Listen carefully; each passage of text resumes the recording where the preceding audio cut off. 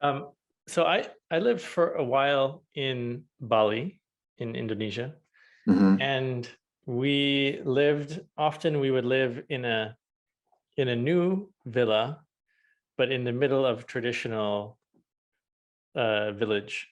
And what's happening is local people are selling their rice fields, maybe not all of them, but some of them, to get a big payday to build a hotel or a villa or something like that.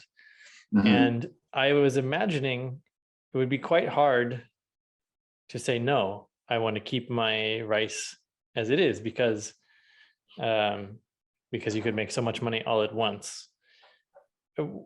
What are your thoughts about maybe even advice for local native people in dealing with a tourist industry or a big opportunity like that? It's happened in Thailand too, in many areas. Like in Thailand, there are many places start to be like that.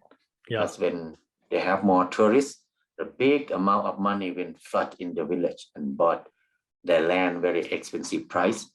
And not very long, local people disappear from that communities. There's a lot of strangers own the land, become big business. Local people just have no place to be. So that's what happened in Thailand. I think it's hard for them to fight with this thing to survive.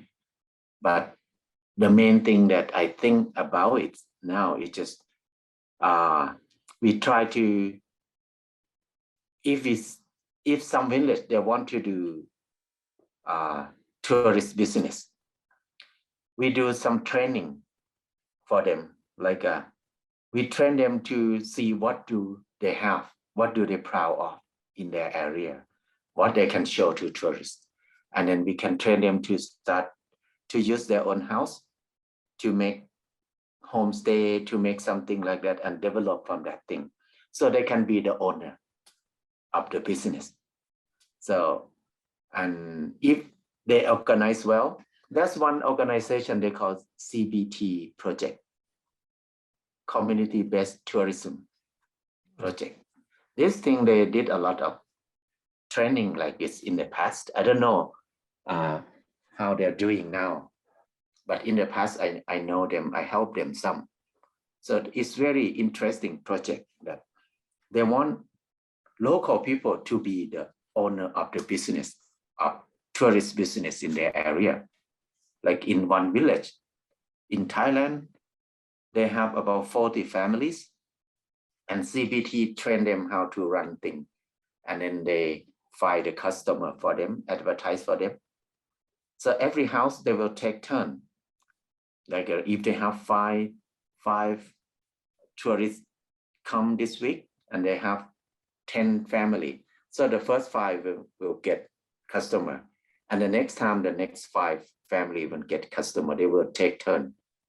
And then they will take like a 10% of their income to a community fund. They use that money to develop the trail, to clean the forest, to do things in their community.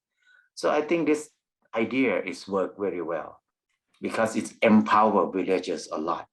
So they can keep their land, they can have more income, they can develop the way they want it to be. So I think it's nice project. Yeah. And from a tourist perspective, some of the best memories are, you can stay in a nice hotel anywhere, but you can't stay with the family and play their games with them anywhere. Yeah. I think that kind of tourist, I think the community can design what kind of tourist do you want? You want very rich tourists or backpacking or any kind of tourist? Some like in Nepal, tourists in Nepal, they don't want to drink a lot. They don't want to have drugs a lot like in Thailand. They don't have a lot of prostitute like in Thailand. So they can design their way of business. So it depends on the local people or the villages. How do they want? That's why I think it's important to have a brainstorm and design the community together first. So I think that's important for villages. Mm-hmm. Hey friends, Derek Latimer here. Thank you so much for watching. And if you enjoyed this clip, then there's something else that I want to tell you about, which is a mastermind that I'm running called the League of Superconductors. And it's for the greatest change makers of our time. The intention is to elevate entrepreneurs who are operating at a new level of consciousness.